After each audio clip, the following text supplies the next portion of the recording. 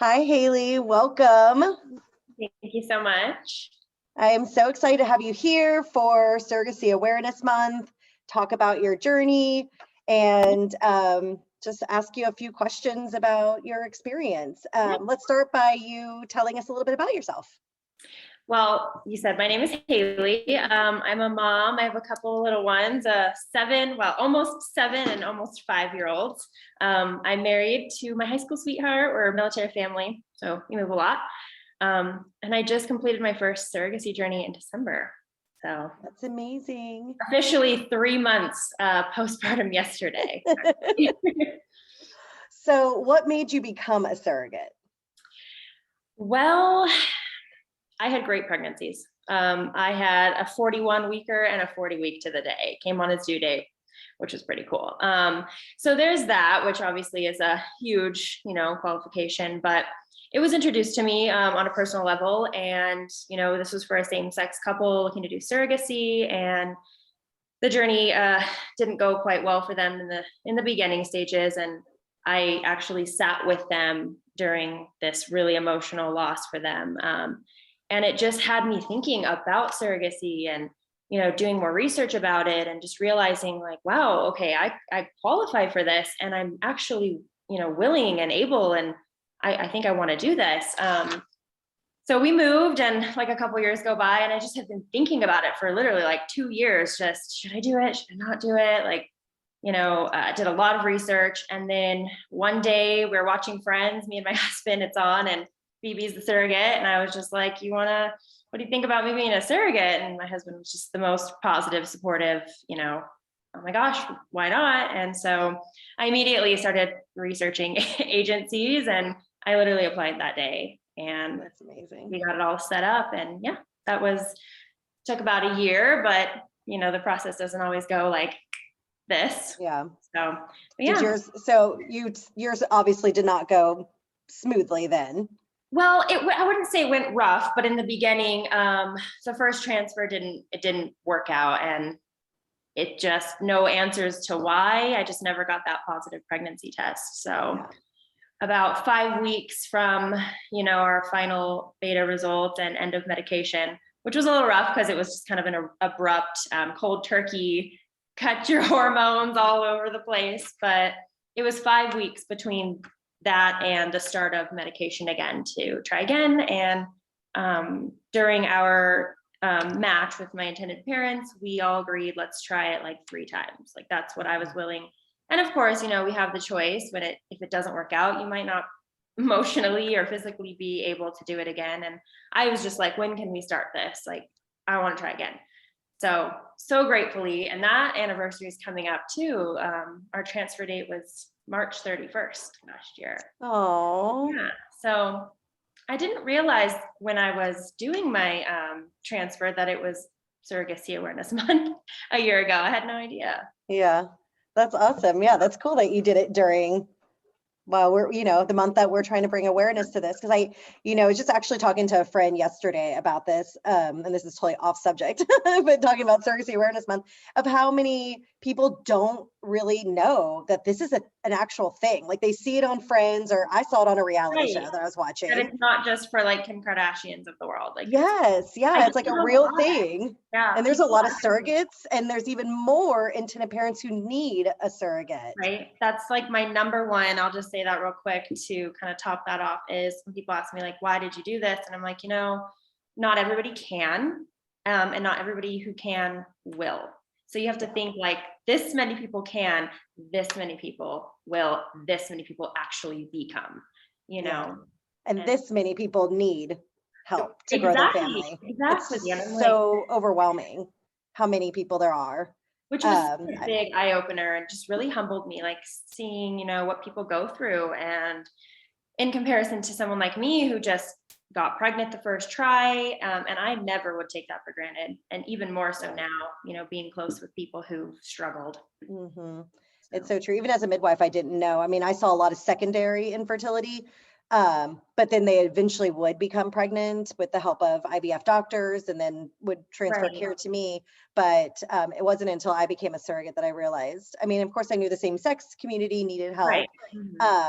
but I didn't know how many others there were that were waiting. And then being a professional in the industry, seeing just on a day-to-day basis. I always say it's like overwhelming. so different. Every surrogate, every intended parent match, it's all just completely different stories, and yeah, it's a And community. they're all for sure. equally amazing. Yeah. What was the most memorable part of your journey? Aside from the birth, right? Yes, aside from the birth, that's obviously the most memorable part. Yeah, so much of it, but honestly, top of mind is just meeting my intended parents, because I was really grateful that they were in the same state as me. That doesn't always happen. I remember getting that match and thinking, oh my gosh, I can't believe like they're so close.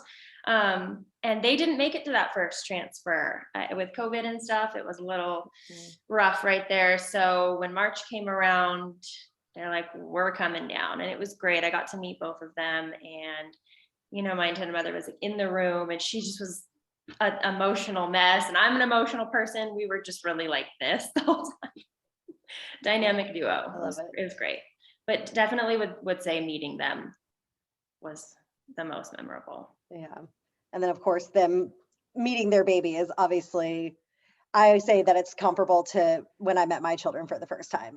Yeah, people Truly seeing don't them. get it until I'm like, you have to like just experience it to relate to that feeling. And the feeling of not having an emotional attachment to the baby. When I was getting everything obviously ready for you to put together a little TikTok about my last journey, I sent you some screenshots of the actual film of me giving birth, and I was watching it, and I was thinking about how much it was so obvious that he was not my baby. Just, I Right. mean, Yes. because I was in the water, I was having a water birth. So obviously nobody else was able to hold him, but there was no like, oh my God, I love you, or it was just like, I was holding him and I was like, of course I'm a midwife. So I was Right. also like, is And he you're so okay? Da, da, excited. da. It's like we worked so hard for so long to give this baby back, right? It's never was for us.